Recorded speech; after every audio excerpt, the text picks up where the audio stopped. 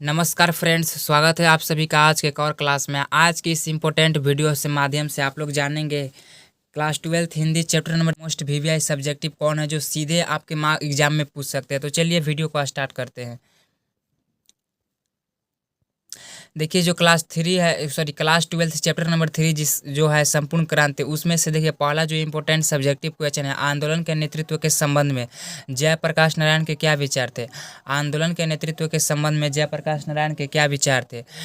देखिए इसका आंसर बहुत ही सिंपल है, आप थोड़ा सिंपल आप सुनिएगा आपको याद हो सकता है। तो देखिए आंदोलन के नेतृत्व के संबंध में जयप्रकाश नारायण कहते हैं कि मुझे नाम के लिए नेता नहीं बनना। यहाँ पर नेता का स्पेलिंग गलत हो चुका है। मैं सबकी सलाह मानूंगा, आपकी बात स्वीकार भी करूंगा, लेकिन अंतिम फैसला मेरा होगा। मतलब मेरा होगा और आपको इसे मानना होगा, और आपको इसे मानना होगा, और इसी तरह से क्रांति सफल होगा, और यही मेरा अंतिम विचार है। देखिए आंदोलन के नेतृत्व के संबंध में जयप्रकाश कहते हैं कि मुझे नाम के लिए नेता नहीं बनना, औरों की तरह मैं सबकी बात मानूंगा, सबकी बात सुनूंगा और सबकी बात स्वीकार भी करूंगा, लेकिन अंतिम फैसला मेरा होगा और आपको इसे मानना होगा, और यही मेरा इसी तरह से क्रांति सफल हो सकता है, और यही मेरा विचार है। देखिए वो जयप्रकाश नारायण बोलते हैं। दूसरा है जयप्रकाश नारायण के छात्र जीवन और अमेरिका प्रवास का परिचय अपने शब्दों में दे। जयप्रकाश नारायण के छात्र जीवन और अमेरिका प्रवास का परिचय अपने शब्दों में दे। देखिए इसका आंसर बिल्कुल ही सिंपल है, आप लिख सकते हैं आसान शब्द में। इसका पीडीएफ हम दे सकते हैं टेलीग्राम पर, स्टडी नुक नामल के चैनल है, उस पर पूरा वीडियो अपलोड होता है। जयप्रकाश नारायण का जन्म 11 अक्टूबर 1902 को बिहार में हुआ था। याद रखिएगा, जयप्रकाश नारायण का जन्म 11 अक्टूबर 1902 को बिहार में हुआ था। उन्होंने पाटना कॉलेज में पढ़ाई की, लेकिन स्वतंत्रता आंदोलन में शामिल होने के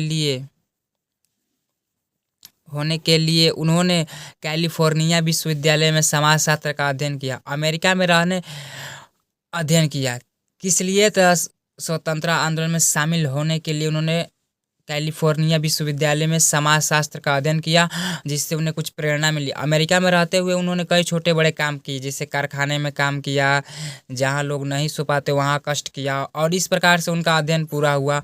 और अमेरिका में समाज शास्त्र का अध्ययन किया, जिससे उन्होंने स्वतंत्रता संग्राम में भाग लेने के लिए प्रेरणा मिली। अगला क्वेश्चन है जयप्रकाश नारायण कम्युनिस्ट पार्टी में क्यों नहीं शामिल हुए। जयप्रकाश नारायण कम्युनिस्ट पार्टी में क्यों नहीं शामिल हुए? तो देखिए जयप्रकाश नारायण कम्युनिस्ट पार्टी में शामिल नहीं हुए क्योंकि उन्होंने समझा कि पार्टी की विचारधारा भारत की ज़रूरत से ज़्यादा उपयुक्त नहीं है।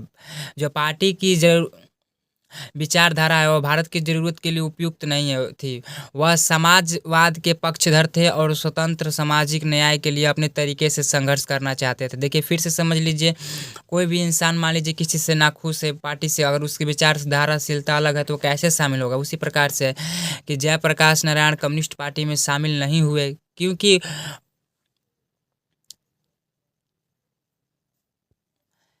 क्योंकि पार्टी का विचारधारा भारत की ज़रूरत के लिए उपयुक्त नहीं है। वह समाज के पक्षधर थे और स्वतंत्र और सामाजिक न्याय के लिए अपने तरीके से संघर्ष करना चाहते थे।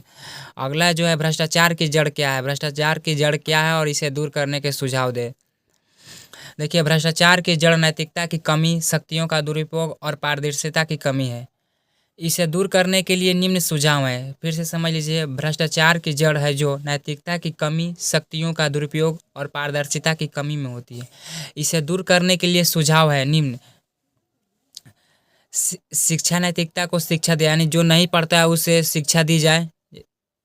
सरकारी कामों में पारदर्शिता बढ़ाया जाए। भ्रष्टाचार के खिलाफ कड़े कानून बनाना चाहिए। नागरिक को जागरूक किया जाना चाहिए, नागरिक को जागरूक करना चाहिए। अगला क्वेश्चन है दलविहीन लोकतंत्र और साम्यवाद में कैसा संबंध है। दलविहीन लोकतंत्र और साम्यवाद में कैसा संबंध है। दलविहीन लोकतंत्र और साम्यवाद में निम्न संबंध है या इस प्रकार संबंध है, आप लिख सकते हैं। दलविहीन लोकतंत्र, इसमें कोई राजनीतिक पार्टी नहीं होती है, जिसमें सभी नागरिक सीधे शासन में भाग ले सकते हैं। जैसे मुखिया का इलेक्शन, इसमें सभी नागरिक सीधे शासन में भाग ले सकते हैं। और साम्यवाद है जैसे मान लीजिए कांग्रेस हुआ, बीजेपी हुआ, इसमें आपको कुछ खड़ा होने के लिए पार्टी का सदस्य मेंबर बनना पड़ेगा। देखिए ये साम्यवाद में सभी की समानता और बिना किसी वर्ग भेदभाव के समाज का निर्माण होता है, लेकिन यह आमतौर पर एक पार्टी द्वारा संचालित होती है। अगर देखिए मान लीजिए प्राइम मिनिस्टर जैसे हमारा अभी मोदी है ना, अगर उसको बीजेपी पार्टी से निष्कासित कर दिया जाए कि हमारा पार्टी से नहीं है, तो उनकी वैल्यू खत्म हो चुका है।